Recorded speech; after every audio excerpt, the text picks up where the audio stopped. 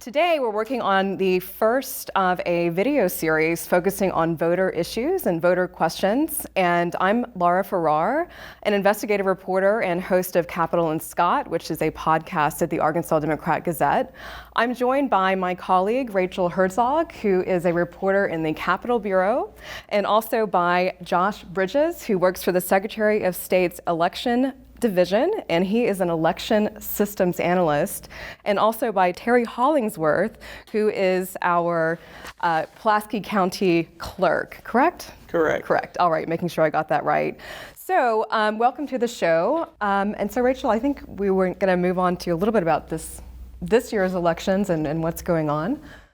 Yeah, so first off, I guess if either of you could explain, why is there an election day in May and what's on the ballot? May 24th is a preferential primary election, which basically means in Arkansas that party opponents will be running against each other. For example, if there are two Republican candidates running for the same office, they will be going against each other in the preferential primary. Same for Democratic Party. If there are two Democratic candidates running for the same office, they're also going against each other in the primary. This is an open primary in Arkansas, so your voter registration party affiliation does not affect which party primary you get to vote in. When you go to the polls, you're going to have three options to choose from. You can vote in the Republican primary, you can vote in the Democratic primary, or you can also vote the nonpartisan judicial general election ballot. So that's kind of the history of primaries in Arkansas. I would like to say that if folks pick the non-judicial ballot, then they don't get all the candidates on there that they're looking for.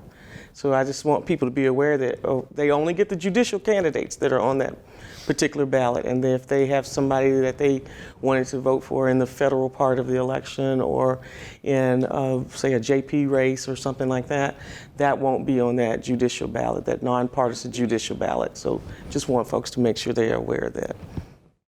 Mm-hmm. So does that mean that someone, if you request the judicial ballot, can you also request another one as well, or how does that work? You only get that judicial ballot. You only get the judicial ballot? Yes. Okay. Mm-hmm. To add to her point, the good thing about voting in the Republican primary or the Democratic primary is in addition to those partisan offices, you will have those judicial offices at the end of your ballot to be able to vote those as well. That's just compliant with an Arkansas law that says that you cannot force somebody to vote in a party primary, which is the reason for the existence of that third type of ballot. If someone wants to vote only for Supreme Court Associate Justice or a circuit judge, and that's all they want to vote, by law, the county election officials must provide that third judicial ballot. So with voter registration, and Josh, I think you may have covered some of this, but we'll go over it again. For those who are thinking about voting in a couple weeks, or more than a couple weeks, about 6 weeks or so, I guess. I'm keeping track of time. What is the voter registration process for people who don't really know this? Is there a deadline? And if they miss the deadline, can they vote later in a runoff? Josh, may I go first? Yeah, absolutely. So if you're going to register to vote, there is no absolute deadline. However, if you're going to be qualified to vote in the May 24th primary, you need to have been registered by April 24th, or April 25th. That's the deadline, because it's always 30 days before the election if you're going to participate in that next election. Other than that, you can register at any point in time. And we always want folks to register to vote and participate in this democracy, no matter who they are. 17-year-olds, if they're going to be 18 by May 24th, they should register now as well. And we'll make sure they get their voter registration card as soon as they turn 18 and they can vote on Election Day. So the deadline for this one is April 25th, 30 days ahead. Yes. And then beyond that, you can register any time of the year. But what about, let's say, you forget to register and the upcoming November primaries are coming up, does that 30-day deadline still count for every single sort of election that's coming up? It counts for every single election that's coming up. So they still have, if they miss it this time, they have the opportunity to register to vote and be able to participate in the November election. Yes. And the different ways to register to vote are, this may seem obvious to some people, but you can go on, can you go online? Do you request to go to your office, someone's I office? would love it if we could go online and register to vote, but that is not available in Arkansas right now. So the first way, of course, is a paper form you get from the Secretary of State's office. You have to fill out, and you send it back, and it goes to the Secretary of State's office. They get some data from it, and then they send it out to the county clerks, that kind of thing. So, and then the other way is, of course, if they go to the DMV when they're updating their driver's license, or if they're getting a new driver's license, then they can register to vote at that point in time as well. The Secretary of State also has an online request portal that folks can use in order to have a ballot, or excuse me, not a ballot, and a voter registration application sent to their house. If they're not able to get out to get a paper registration form, they can go to our website and request that it be sent to them. Other than the DMV, the only way to register to vote in Arkansas is via the paper voter registration application form. You can pick them up at your library, county clerk's offices. You can get a paper copy at the DMV, and of course on our website. Certainly, you can call your county clerk's office as well as call the Secretary of State's office, or go online, as he said, in terms of requesting the application. Right. That doesn't make you register to vote once they send it to you. You got to send it back. And one of the problems we have with those particular voter registration applications is that folks don't fill out all the information correctly. One of the biggest things is they don't sign it, or when it is asked for their date of birth, they put today's date. Oh, right. So those things are the problem. And then it's optional to put your phone number or your email. And so then they don't provide that information. So it's hard for us to get back to them. And we can send it back, but a lot of times they may even have moved by then. Some people, move that frequently. So that becomes a problem as well. So. Are there any resources for people? I mean, I know there's different types of ways to vote, but to get a voter registration form for people who might have some type of disability as well, or maybe ESL or something to that effect? We do provide a voter registration application in Spanish as well. That's required by law for our office to provide that. Anybody can always get any type of assistance filling out that form. The Secretary of State's office is always happy to assist with that. And any relative may assist with filling out that voter registration application. Really the only caveat there is as long as the voter themselves signs the application. That is going to be key. So once people have filled out this form, sent it back in, I guess how long does it take to process, and then how do I check if I'm registered and it worked? Is there a way to do that? Processing time can take a little bit of time. It just depends on how many applications the clerk receives at any given point. A person should never consider themselves registered until they receive notification from the county clerk's office. But they can go on our website to our voter view service to check their registration information and to see if they're registered to vote, and even to check to make sure they have the most up-to-date information with the county clerk's office. As Josh has stated, the process varies because the form actually goes back to their office first, and then they send us what they have. There are some folks that actually bring it to our office or even mail it to the clerk's office. So then we could process, very quickly. Even if they wanted to come in the courthouse today and register, then we could put that information in there and they could get a card today. It just varies in terms of when they would actually get that information. So we did ask readers for questions about the upcoming elections and voting, and we did get a question that if someone voted in the presidential election in 2020, are they still registered to vote now? Yes. Yes. Simple answer, yes. So once you're registered, you're registered. Well.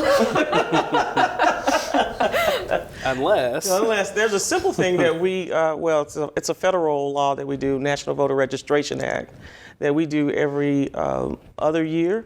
And it's those folks who haven't voted in 2 election cycles, and we want to make sure that they stay on the rolls. We want to make sure it's what they want to do. And so we send out cards to ask them, is this your correct address? Is this you? You know, that kind of thing. But by and large, we get a small percentage back. So then we end up with a list of people who are kind of on a backlog, if you will. They're not necessarily taken off, but they are pronounced inactive on the voter rolls. That's correct, yeah. And just to elaborate on that point, the NVRA process, National Voting Registration Amendment process, all 75 counties are required to complete. They do it during odd years, so in between election cycles. So if you're ever in doubt on whether or not you're registered to vote, or if you didn't vote in one election cycle and are just curious, feel free to use VoterView or contact your county clerk's office to check your registration. And that's voterview.org. There's been some headlines related to, there's new voting laws over the past year or so that have been passed. There's some court action over them. Not to get into the sort of nitty-gritty of this, but has anything happened recently sort of with new voting laws from 2021 that would affect the voter registration process? I don't know how complicated of an issue this is, but anything that people should know? I'm glad you asked that question. Yes, and my office has been out, or I say out, but we've been Zooming and gone to different venues, certainly trying to let voters understand how these new laws affect them. The first law, I believe it's Act 728, it deals with the absentee process. Now, in the past, the Pulaski County Clerk's office had maybe about 1,500 people who were, I call them sick and shut in. They didn't get out. They always voted by absentee. Okay, and so they were on a particular registry that we had. That then we would call or ask if they wanted to continue to be on that, and they could be on there for all the elections within the year. Well, now what the law says is that they cannot be on. We cannot have that registry. They have to call us and say that they want an absentee ballot or absentee ballot application. Okay, so that's part of it. So a lot of people will probably miss that because they don't know that law may have changed. The other part is that with the application process for persons who want to vote absentee, they have to, the clerk's office has to actually look at their signature from their voter registration application, which could be an issue. My signature has changed since 2018, and I don't have any physical ailments that I know about. And so you've got folks who may have had strokes, some folks who may have just because they're older, their signature has changed. But you're talking about, we have to look back at a voter registration application that they did when maybe they were 18, 19, or 20, and let's say that person might be 90 years old now. So can you imagine how many people we could possibly disenfranchise with this particular law? So that's only if people are actually going to vote by absentee. Of course, if they're going to go into the polls, it's the same process where it's always been. But in 2020, we had about 30,000 applications for absentee voting, when normally we would only get 8,000 maybe. And so that is definitely a big issue for our office if folks are still in that particular mode where they don't want to actually go to the polls and they're going to request a absentee ballot. One important point to note on this law is that this signature comparison is for the absentee ballot application itself. The absentee ballot application must be compared to the voter registration application in order to continue on the process of sending out ballots to that voter. So if you do choose to go that route of voting absentee, best thing to do is to apply early. get your application in to the county clerk's office. That way, if there are any issues with that, God forbid, that the clerk's offices will have a chance to reconcile that with you to make sure that you are who you say you are. I believe part of the reason for this was to protect the voter and ensure that the voter is the one filling out that application. So it's important to make sure that your application is complete and into the clerk's office as soon as possible. And how does someone request an absentee ballot in general? Is that online, by phone, and then who is eligible to vote absentee? So a voter in Pulaski County can certainly go to the clerk's website and download the absentee application, and they can fill it out and send it to us. They can call our office and get it, and we'll certainly send it out to them. They could stop by, and do that, and we could make sure that they fill out everything and do the process right then and there. What was the other part of your question? I'm sorry. Who's eligible to vote absentee? I remember in 2020, COVID, the pandemic was an allowable excuse to get an absentee. So I would say that all voters who are registered are eligible for absentee voting. And the reason I say that is because there's some options there that say that I will be unavailable on election day. That's the first option in terms of why you need an absentee ballot. So if you're not going to be available on election day, then you would check that particular box, and that would be your reasoning for for being able to vote absentee. There are other boxes that Illness or physical disability Mm-hmm. is a reason for voting absentee. And like Ms. Hollingsworth said as well, if you are outside of the county or you're going to be away, I believe the language is unavoidably absent from the polling place. If you're a resident of a nursing home or a long-term care facility, you may also apply for an absentee ballot as well. The Secretary of State came out and said that COVID-19 was a valid excuse for voting absentee during the 2020 general election cycle.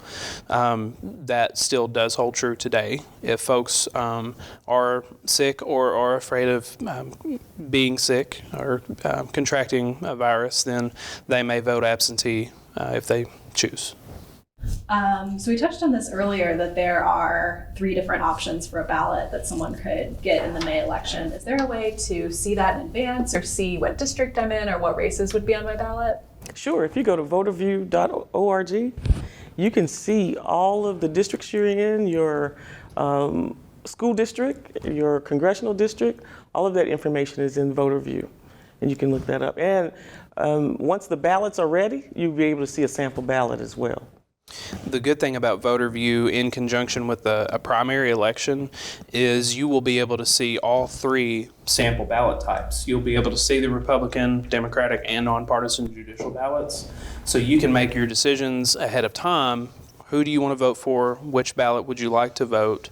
So you do have that at your disposal. Yeah. We encourage people to go to VoterView and look up their information, make sure that it's correct. Also, look at their sample ballot. So that way, when they get ready to go vote, they have they know who they're voting for, they know what issues. We always want to encourage people to research the candidates, research the topics, and make sure they have their picks ready when they get ready to go vote. Thank you. All right, well, I think that we're pretty much covered a lot of ground here. Bottom line for people watching this soon is that if you have not registered to vote and you want to vote in May, you better sort of get with it because the deadline of April 25th, correct? Yes. Is approaching. Mm-hmm. I usually don't like to ask if there's anything else because this is such a big subject, but is there anything else you all would like to touch upon before we wrap it Well, up? I certainly want folks in Pulaski County to make sure that they go to the clerk's website if there's more information that they need. We have some videos on how to fill out an absentee ballot application, on how to fill out the actual ballot packet. We, of course, we have links to the VoterView. They can go there.